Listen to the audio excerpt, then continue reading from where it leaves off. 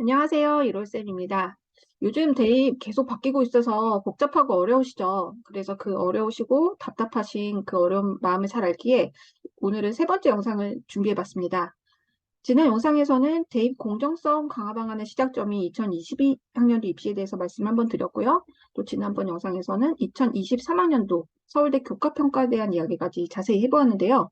그리고 올해 고2가 입시를 치르는 2024학년도 입시도 많은 변화가 있을 예정이라는 이야기를 드렸었습니다. 즉, 내년부터는 자기소개서가 폐지되고 학생부의 수상실적이라던가 자율동아리, 개인봉사활동, 독서가 모두 대입에 미반영되게 됩니다. 근데 어떤 것은 잘 읽어보면 미기재라고 써 있고요. 어떤 것은 미반영이라고 써 있는데요. 이 미기재와 미반영의 차이가 무엇인지 헷갈려 하시는 부분들이 좀 많으신 것 같았어요. 그래서 오늘은 이 부분에 대한 설명도 드려보려고 합니다. 이렇게 굵직굵직한 변화들이 많은 2024학년도 입시이기 때문에 이번 영상도 꼭 집중해서 봐주시기 바랍니다. 먼저 내용에 들어가기 앞서서 2024학년도 입시에 대한 정보를 알 수 있는 책자를 하나 소개시켜 드리려고 해요. 이 책자는 대입정보 119라는 책자인데요. 지난번 영상에서 잠시 소개를 해드린 적이 있는 것 같아요. 한국대학교육협의회라는 곳에서 발간하는 책자고요. 한 99년인가요? 그때 대입상담센터가 생기고 나서 지금까지 매년 발간해오고 있는 책자로 역사가 꽤 깊습니다. 그리고 이거를 발간하신 분들은 전국에 계시는 진학, 베테랑 선생님들이세요. 그래서 이분들의 반년간 각고의 노력을 통해서 만드는 책자입니다. 저도 이 책자를 만드는데 몇 년 동안 일을 했었는데요. 전국 모든 고등학교에 배포가 되고 누구나 볼 수 있는 자료이기 때문에 마지막까지 오탈자가 하나도 없도록 심혈을 기울여 만드는 자료라서 늘 애착이 많이 갔습니다.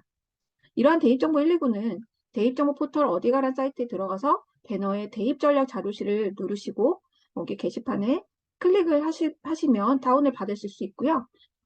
이 책자는 대입의 전과 같은 책입니다. 매우 기본적인 내용과 중요한 내용 거의 다 들어가 있기 때문에 이 자료만 잘 읽어보셔도 대입의 흐름을 읽고 알게 되시는데 큰 무리가 없을 것 같습니다. 그래서 오늘은 이 대입정보 119에 있는 내용을 근거로 2024 입시 변화에 대해서 몇 가지 중요한 사항만 짚고 넘어가 보도록 하겠습니다. 네, 이거는 대입정보 119의 목차예요. 목차는 2024학년도 대입 전형의 특징으로 일단 구성이 되어 있고요. 그 다음 두 번째는 모집 시기별 전형의 이해, 세 번째는 특별 전형, 네 번째는 계열별 전형 구성과 준비, 다섯 번째 프로. 이렇게 다섯 가지 파트로 준비가 되어 있습니다. 파트 1은 총론과 같은 부분으로 전체적인 2024 대입의 특징, 이런 부분들의 흐름을 읽을 수 있는 부분이고요. 우리가 눈여겨보아야 할 부분은 바로 파트 2죠. 모집 시기별 전형의 이해, 이 부분에서는 수시 모집의 학생부 교과 전형, 학생부 종합 전형, 논술 전형, 실기 실적 전형, 그리고 정신 모집의 수능 전형까지 이런 부분들이 거의 종합적으로 내용들이 다 들어가 있습니다. 그래서 2024 입시 첫 번째로 그 특징이 이제 그 모집 인원 감소됐다라는 내용입니다. 근데 우선은 2023학년보다 2024학년도에 아이들 인원이 4,828명 정도 감소했다고 나와 있어요.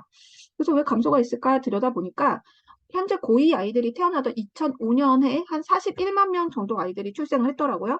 근데 2004년생은 45만 명 정도가 좀 넘게 출생을 했었죠. 그래서 많이 줄었습니다, 아이들이. 그래서 대학 인원도 그에 맞춰서 조금 줄었던 거고요. 그래서 모집 인원이 줄었다고 걱정하실 필요는 없다는 얘기를 좀 드리고 싶었습니다.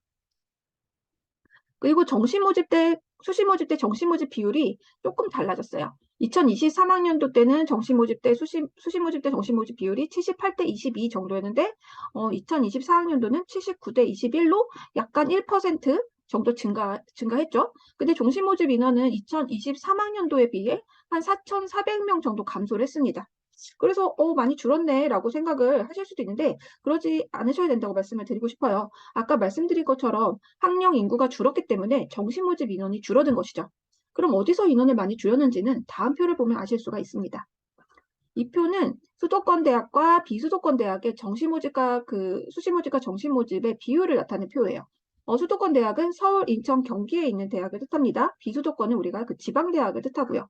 그래서 수도권과 비수도권 대학을 보면은 수도권 대학은 정시 모집에서 35.6% 정도를 선발하고 있죠. 비수도권 대학은 11.9% 정도를 선발하고 있습니다. 그럼 이 수치를 비교해 보면 비수도권 대학보다 수도권 대학은 약 정시에서 3배 정도 가량 많은 아이들을 뽑고 있다는 얘기예요. 그러면 이 뜻은 이제 비수도권 대학에서는 더 이상 정시로 학생을 선발하기 어렵다는 뜻으로도 해석이 됩니다. 그래서 정시 모집으로 뽑았던 인원들을 거의 수시로 뽑겠다는 얘기죠. 여기서 수시가 대학에 어떤 의미인지 잠깐 말씀을 드리자면 수시에서 합격을 하면 아이들은 무조건 그 대학을 가야만 합니다. 만약 아이가 서강대를 붙었어요, 수시에. 그런데 수능 만점을 받았어요. 그렇다고 해도 서울대를 갈 수가 없는 것이죠, 수시에. 그래서 수시 납치 이런 말도 생겨난 것이고요. 그래서 대학의 입장에서는 수시는 정시로 대학을 갈 수 있는 학생들, 수능에 대한 불안감이 있는 이런 학생들을 미리 선점할 수 있는 역할을 하는 것이죠. 그래서 비수도권 대학, 즉 지방대들은 이제 수시에 학생들을 최대한 뽑아야 하는 상황이 된 거라고 할 수 있겠습니다. 그러니까 전체 모집 인원 감소분 중 비수도권 대학의 정시 모집 인원 감소가 약 4,900명 정도이기 때문에 꽤 큰 비중을 차지하고 있다는 것을 이 표를 통해 알 수 있는 것이죠. 2024 입시의 두 번째는 학생부 교과 전형의 특징입니다. 학생부 교과 전형이란 학생부 교과 성적을 50% 이상 반영하는 전형을 뜻해요. 교과 전형은 3학년 1학기까지 아이들 성적을 활용하는데 대학별로 이수 단위 반영 여부가 다를 수 있고 환산 점수를 산출하는 방법이 대학마다 다르기 때문에 이에 대한 유불리를 확인하고 지원해야 하는 전형입니다. 그런데 학생부 교과 전형에는 수능 최저 학력 기준을 적용하는 대학의 비율이 서울권에 있는 대학인 경우는 거의 50% 정도가 됩니다. 그렇기 때문에 수능 최저 학력 기준을 충족할 수 있어야 지원할 수 있는 대학의 범위가 늘어난다는 것. 그렇기 때문에 수능에 대한 대비가 꼭 필요하다고 할 수 있는 전형이겠죠. 그런데 이제 학생부 교과 전형이지만 교과 100%로만 선발하지 않고 다른 요소를 덧붙여서 뽑는 대학들이 늘어나는 추세입니다. 이 표는 상위 15개 안에 있는 그 대학들의 교과 전형을 정리한 표인데요. 교과에서 서류를 반영하는 대학들을 좀 소개해 드릴게요. 원래 교과에 서류를 반영하는 대학이 동국대와 고려대 정도였는데요. 이제는 건국대, 경희대, 성균관대, 그리고 지방 거점 국립대인 경북대, 부산대까지 교과에 서류를 반영하게 됐습니다. 그래서 이들 학교에서는 학생부 교과 전형임에도 불구하고 지원하는 학과와 연계된 과목을 이수했는지 이런 것들을 고려해서 지원을 해야 되겠죠. 그동안 이제 학종이 축소되었다 이런 말들이 많았는데 교과에서도 학종 요소를 반영하는 대학들이 늘어나고 있으니 학종이 축소된 것이 아니라 교과 전형까지 영향력이 생겼다고 보는 것이 맞을 것 같습니다. 또 지난번 영상에서 자세히 설명했던 서울대도 정시에 학종평가처럼 교과평가를 반영하게 된 것만 보아도 말이죠. 그리고 또 한 가지 더 말씀드리면 이 고교학점제랑 교과 전형을 조금 설명을 드리자면요. 2025년 고교학점제가 전면 시행되면 모든 선택 과목은 성취평가제인 절대평가를 한다고 했죠. 그런데 얼마 전에 이주호 장관님이 고1 내신까지 절대평가를 하겠다는 발언을 하셨죠. 그렇다면 앞으로 학생부 내신의 변별력 더욱 약해질 것이고 내신 성적 위주로 평가하는 학생부 교과 전형은 교과 100%로만 선발하기에는 대학들의 부담이 많을 것입니다. 따라서 앞으로는 교과 서류 이렇게 또 다른 것들을 덧붙여서 보는 대학들이 더 많이 늘어나지 않을까 하는 예측을 조심스레 해볼 수 있을 것 같아요. 그래서 학생부 교과 전형에는 전년도 결과를 각 대학 입학처 홈페이지나 이렇게 대입정보 포털 어디가에서 공개를 하고 있습니다. 이러한 입시 결과를 참고해서 학생부 교과 전형을 준비하는 것이 필요한데요. 다만 단순히 전년도 성적만 고려하지 말고 3개년 정도의 결과를 고려할 필요가 있습니다. 또 전형 유형, 전형 요소 변화, 수능 최저 학력 기준의 변화 이런 여러 가지 요소를 고려해서 목표 대학을 설정하는 것이 좋겠죠. 다음으로는 학생부 종합전형에 대한 설명을 드릴게요. 학생부 종합전형은 단순하게 내신 성적만 보지 않고 학교생활 기록부를 통해 학생의 다양한 역량을 확인하고 선발하는 전형을 뜻합니다. 그렇기 때문에 무엇보다도 학생부의 내용이 중요합니다. 그런데 현재 고2 학생들이 입시를 치르는 2024학년도부터 대입에 활용되는 학생부 항목들의 변화가 생겨요. 원래 학생부는 크게 교과활동, 종합의견, 교과 외활동, 즉 비교과 이렇게 세 가지 부분으로 구성이 되어 있는데 이 중에 이 비교과 부분에 변화가 생기는 것이죠. 비교과로는 우리가 잘 알고 있는 자율활동, 동아리활동, 봉사활동, 진로활동 이런 것들이 대표적이죠. 그동안에 이렇게 학업과 진로와 관련된 활동을 얼마나 학생이 주도적으로 지속적으로 했는지를 주로 평가했습니다. 그래서 공정성의 문제가 제기되면서 2024학년도부터는 이렇게 평가 항목이 좀 줄어들어요. 어떤 부분이 줄어드는지 설명을 드리자면 이렇게 영재 발명 교육 실적이 대입에 미반영된다 써 있고요. 자율 동아리가 미반영되고 청소년 단체 활동은 미기재, 그리고 개인 봉사 활동 실적은 대입에 미반영, 수상 경력과 독서 활동은 대입에 미반영 이렇게 써 있네요. 근데 여기서 한 가지 더 알아야 할 사항은 정규 교육과정 내 비교과 활동은 여전히 계속해서 평가를 한다는 것입니다. 그러니까 정규 교육과정 내에 있는 활동은 평가를 한다. 이건 꼭 알아두시고요. 그리고 자세히 보면 미반영, 미기재라는 말이 써 있습니다. 이 말들이 어떤 차이가 있는지 설명을 좀 드릴게요. 이 표는 교육부가 제공한 자료인데요. 자율동아리, 개인봉사활동, 그리고 수상경력, 독서활동은 미반영이라고 써 있습니다. 그리고 청소년 단체, 여기는 미기재라는 말이 써 있는 걸 볼 수 있죠. 미기재는 학생부에 기재할 공간 자체가 없어서 말 그대로 적지 않는다는 의미입니다.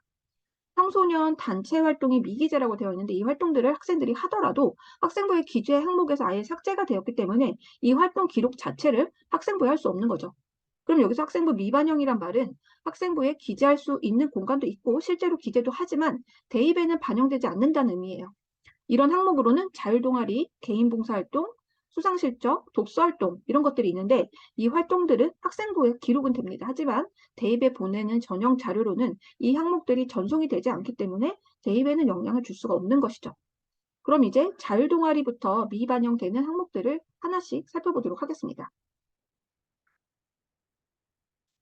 첫 번째, 자율동아리가 미반영된다고 했습니다.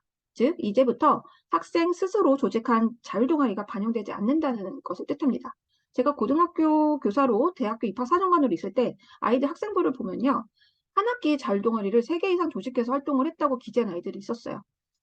그래서 과연 이렇게 여러 개의 활동들을 제대로 할 수 있는 물리적인 시간이 나오지가 않을 텐데 과연 이 아이는 한 개의 활동이라도 제대로 했을까 하는 의구심이 들긴 했었습니다. 그래서 앞으로는 이렇게 학생들이 스스로 조직한 자율동아리가 미반영되는 것이지 학교 내에 있는 그 정규동아리에서 한 활동은 변함없이 기재가 됩니다. 따라서 학교 정규동아리를 선택할 때도 이제 앞으로는 어떻게 할까요? 예전보다는 좀 더 고심할 필요가 있겠죠. 그리고 이렇게 동아리 활동을 하면서 학생부에 활동한 내역이라던가 학생의 성장 과정, 역량 이런 것들이 잘 나타날 수 있도록 활동을 하는 그런 고민들이 필요할 것입니다. 앞으로는. 두 번째는 개인 봉사활동 미반영입니다. 이제 개인 봉사활동 실적은 대입에 반영되지 않지만 어떤 것은 반영되나요? 네. 학교 교육 계획에 따라 교사가 지도한 봉사활동은 여전히 반영 대상입니다. 따라서 학교 교육 과정에서 실시하는 봉사를 더 이상 번거로운 일이라 여기지 말고 의미 있는 일로 받아들이고 충실히 참여한다면 그것으로 충분하다는 얘기죠. 학생부 종합전형에서는 단순히 봉사 시간을 채우는 자체보다는 3년간의 꾸준한 봉사활동을 통해 이 학생이 배우고 느낀 점 이런 것들에 더 중요한 의미를 줍니다. 따라서 이런 부분은 행동 특성 및 종합 의견 그리고 면접 등을 통해서 대학에서는 좀 확인을 할 수가 있어요. 이 표는 대교협에서 발행한 2022학년도 대입정보 119에서 공개된 일부 대학의 면접 사례를 보여드리는데요. 이런 것들을 물어볼 수 있다는 거죠. 특수반 학생 도우미 활동을 통해서 본인이 가장 얻었다고 생각하는 점이 무엇이며 그 특수반 학생과 나눈 대화 중 가장 기억에 남는 말과 그 이유는 무엇인가? 이런 걸 물어볼 수 있고요.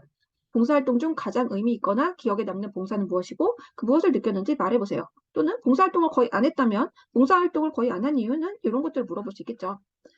이같이 학생이 봉사활동을 하면서 직접 경험하고 배운 점 이런 걸 중심으로 면접이 진행되기 때문에 이제 시간만 채우기 위한 활동은 큰 도움이 되지 않는다는 것도 알아두시면 좋겠습니다.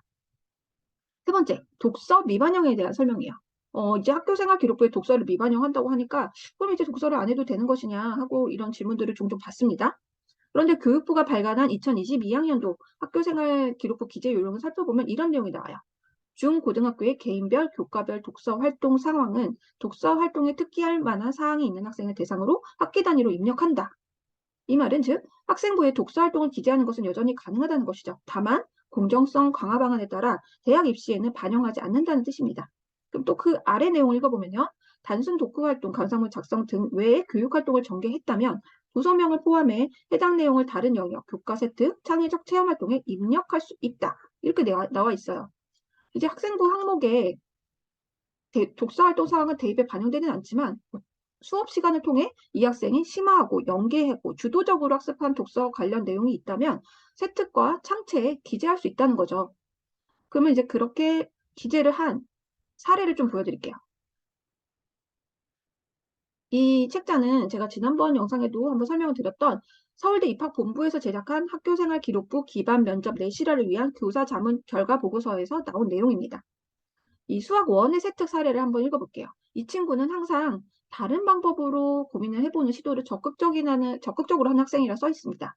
그리고 한 번 읽고 평생 써먹는 수학 상식 이야기라는 책을 통해 특수각이 아닌 삼각함수 값을 구하는 방법을 연구해서 수업 시간 발표 자리를 만들어 와 친구들에게 발표하는 모습이 인상적이었음. 이렇게 써 있죠.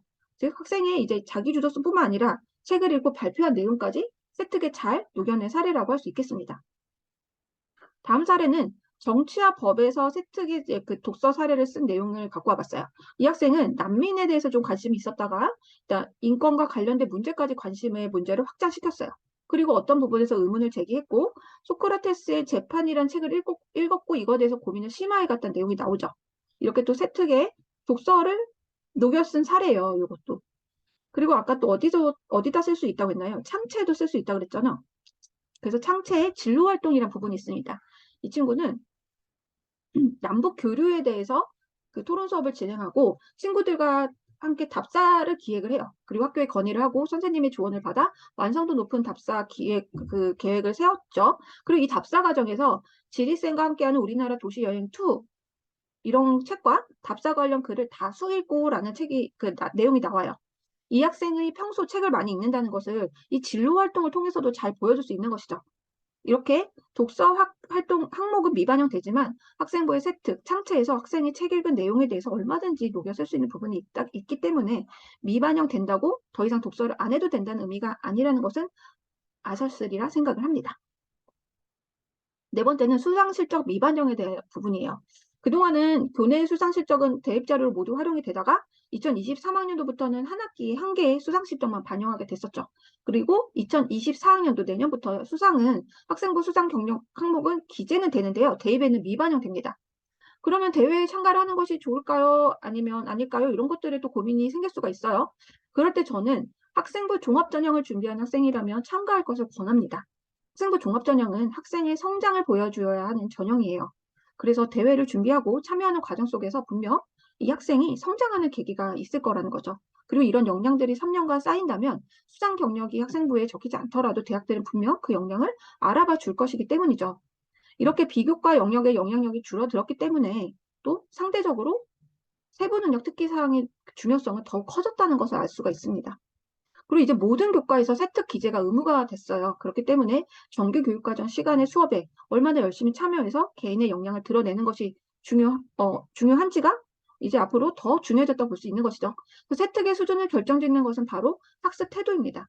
수업 시간에 얼마나 집중했는지, 얼마나 활동에 자발적으로 참여했는지가 중요하다는 거고요. 또 수업 시간에 배운 내용, 수행 평가 과정에서 흥미로웠던 부분을 주도적인 태도로 경험을 확장시키는 활동들이 보인다면 학업 역량이라던가 전공 적합성 등에서 높은 평가를 받을 수 있을 것입니다. 이제 마지막으로 자소서에 대한 부분이에요. 2024학년도 특징에서 빼놓을 수 없는 부분이죠. 자기소개서가 폐지됩니다. 폐지되는 것은 2024학년도인데 올해부터 일찌감치 자소서를 활용하지 않기로 한 대학들도 있었죠. 그동안 이제 서울 소재 대학들 중에는 줄곧 자소서를 받지 않고 오로지 학생부 100%로만 학생을 선발하는 한양대가 있었고요. 그 외에 고려대, 상명대, 서강대, 한국외대가 자소서를 폐지했습니다. 일찌감치. 그리고 그동안 학종의 평가 서류로 받았던 자기소개서는 부모의 직업이라던가 이런 기재 금지 사항을 적고도 합격하는 사례가 적발이 되면서 입시 공정성을 저해한다는 지적을 받아왔습니다. 그리고 사교육이 개입한다는 비판도 받아온 것이 사실이고요. 그래서 이제 공정성 저해 측면에서 이제 자기소개서가 폐지가 된 것이죠. 그럼 이렇게 자기소개서가 폐지됐다고 하니 이런 자소서 작성에 큰 부담을 느꼈던 수험생들은 반가워하는 분위기도 있는 것 같아요. 근데 좀 저의 생각은 이렇습니다. 자기소개서는 학생부에 있는 내용을 근거로 학생이 자기의 역량을 글로 보여줄 수 있는 유일한 서류였어요. 그래서 입학사정관으로 재직하면서 학생부와 자기소개서를 함께 평가했을 때 학생부에는 짤막하게 한 줄 적혀 있는 동아리 활동에 대한 내용이 자기소개서에는 무척 자세하게 설명이 되어 있는 것이죠. 그래서 이 학생이 활동한 과정이 마치 영상처럼 재생되는 것 같은 경험을 한 적이 있었습니다. 또 어떤 학생 같은 경우는 학생부에서는 진로가 변경된 이유가 잘 드러나지 않았는데 어, 그 자소서에는 이 과정이 충분히 잘 서술이 되어 있었던 경우도 있었고요. 이처럼 자소서가 있을 때는 학생부에 드러내지 못한 본인의 강점이나 역량, 상황 이런 것들 보여줄 기회가 있었는데 이 기회가 사라졌다는 거예요. 그래서 자기소개서 폐지가 마냥 좋은 일인지에 대해서는 생각을 해볼 필요는 있는 것 같습니다. 2024학년도부터 자기소개서가 전면 폐지되기 때문에 또 예, 학교생활 기록부의 세특의 중요성은 커졌다는 것은 반박할 여지가 없다는 거죠. 마지막으로 내용 정리 한번 해보겠습니다. 2024학년도 입시는 학령인구 감소로 전체적인 모집 인원은 감소를 했고요. 수도권에서는 정시로 학생들을 많이 선발하고 비수도권에서는 수시로 학생들을 많이 선발한다는 말씀을 드렸죠. 조금 더 살펴보면 수도권에서는 수능, 종합, 교과 순으로 학생들을 많이 선발하고요. 비수도권에서는 교과, 종합, 수능 순으로 학생들을 많이 선발합니다. 그래서 내 아이가 어디에 있는 대학을 목표로 하는지 주력 전형이 달라진다는 사실을 지난번 영상에서 설명드린 적이 있었습니다. 그리고 학생부 교과 전형에 대해서도 설명을 잠깐 드렸는데요. 서울에 있는 대학들은 50% 정도가 수능 최저학력 기준을 걸었기 때문에 수능 대비까지 잘해야 지원할 수 있는 대학의 범위가 넓어진다는 얘기를 드렸고요. 이제는 교과 전형이지만 100% 교과가 아닌 다른 요소를 덧붙여서 뽑는 대학들이 늘어나는 추세라는 설명을 드리면서 교과의 서류를 보는 대학이 처음에는 고려대, 동국대 정도였다가 이제는 건국대, 경희대, 성균관대까지 늘어났고 지방거점 국립대인 경북대, 부산대까지 교과의 서류를 반영하게 됐다는 그런 말씀도 드렸습니다. 그래서 현재 고2 학생들이 입시를 치르는 2024학년도부터 대입에 활용되는 학생부 항목들에도 변화가 생긴다는 말씀 드렸죠. 그래서 자율동아리도 미반 형태고 청소년 단체 활동은 미기재, 그리고 개인 봉사활동 실적은 대입에 미반영, 수상 경력과 독서 활동도 대입에 미반영됩니다. 하지만 여기서 꼭 알아야 할 사항은 정규교육과정 내에서 활동한 것은 계속해서 평가를 한다는 그런 부분이고요. 그리고 독서가 미반영 된다고 해도 색특이나 창체에 얼마든지 녹여 쓸 수 있기 때문에 미반영되는 항목들에 대해서도 소홀함이 없어야 된다, 이런 말씀도 드렸습니다. 마지막으로 2024학년도에서 빼놓을 수 없는 특징이죠. 자기소개서가 폐지된다는 말씀까지 드렸고요. 이제 자기소개서는 학생들이 좀 본인을 나타낼 수 있는 유일한 서류였는데 내년부터는 이 기회가 사라졌다는 거. 그래서 학교 생활 기록 외에 특히 세특의 중요성은 더욱 커졌다는 얘기, 예, 거기까지 드렸던 것 같아요. 그래서 오늘 영상을 통해서는 내년 입시인 2024학년도 입시의 중요한 흐름 몇 가지에 대한 설명을 드렸습니다.